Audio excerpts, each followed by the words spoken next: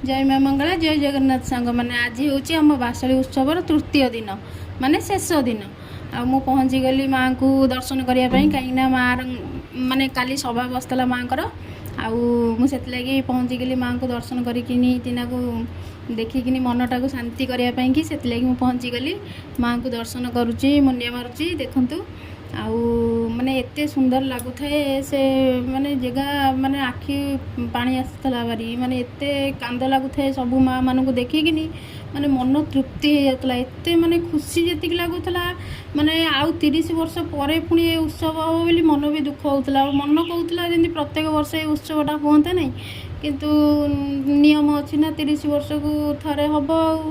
आती मन खुशी होता माँ को देखिकी जमा छाड़ी आसिया से जगह को इच्छा हो नाला एत शांति लगुला एत खुशी लगुला माने मु शब्द भी वर्णना करें एत माने बढ़िया लगुला